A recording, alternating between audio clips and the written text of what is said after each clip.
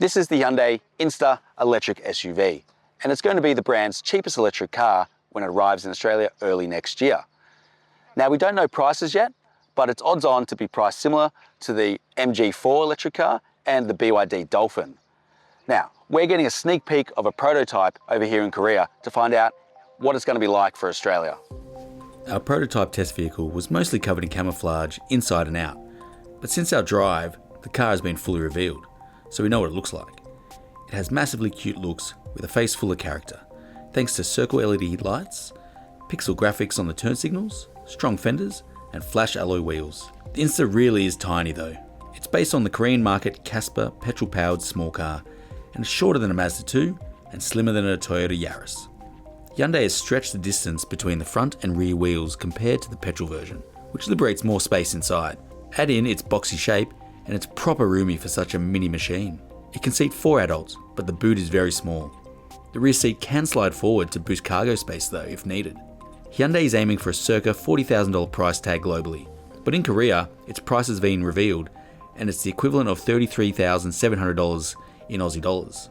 But we won't know Australian prices until closer to its early 2025 arrival. It will be available in 2 variants. A standard range version with a 42 kWh battery is capable of driving more than 300 kilometers on a single charge, and a long range variant with a bigger 49 kWh battery boosts driving range up to 355 kilometers. Both are powered by a single electric motor that makes either 71 kilowatts or 85 kilowatts depending on the variant, but both make 147 newton meters. The Inster is fitted with 400 volt charging architecture, compared to the more potent 800 volt setup found in its bigger electric cars such as the Ioniq 5. This is cheaper, but means it can only accept 120 kilowatt max charge rate, compared to the 800 volt tech that can theoretically suck up 350 kilowatts of juice. The brand claims it can replenish the battery from 10 to 80% in half an hour, but the biggest question remains on how it drives. But we've got to sample the Inster prototype on public roads in Korea. This is the Hyundai Inster prototype. So it's not the finished car yet, but it's pretty close. So there's a few things you can expect. It's pretty close to the rest of the Hyundai electric car range. So the things you can expect are really well-weighted steering. The pedals have a really nice feel, which means there's good acceleration. The brake feels really sharp and good grip. But remember, this is a city-sized SUV, so it's not going to be the fastest thing in the world, but it's light, it's small, it's agile, which makes it really well-suited to inner-city driving in Sydney, Melbourne, Brisbane. The suspension is quite well sorted. So over the bigger bumps and little small ones, you can feel a few crashes, but on open road driving and around town, it's a really nice thing. It'll iron out most of the road imperfections and the bumps and lumps along the way. And you sit up a little bit higher than a regular hatchback, so you have quite good vision of the road ahead, which is really good, and the ease of access getting in as well is going to suit a lot of people. It's a good size too for such a little car inside. So I'm not tall, but as you can see, I've got plenty of headroom. There's lots of shoulder room. It doesn't feel as small as it looks on the outside, which is one of the beauties about EVs, that they stretch the wheelbase and you get a lot more interior space for your buck. So this one's the European spec, which is most likely going to be pretty close to what we're going to get in Australia. So as you can see, it has a few hard plastics around. It's got cloth seats, but they're comfortable and they're cozy. But there's also some really nice features too. So this one has a heated faux leather steering wheel. It's also got heated seats. And there's some nice features too, like a wireless device charger.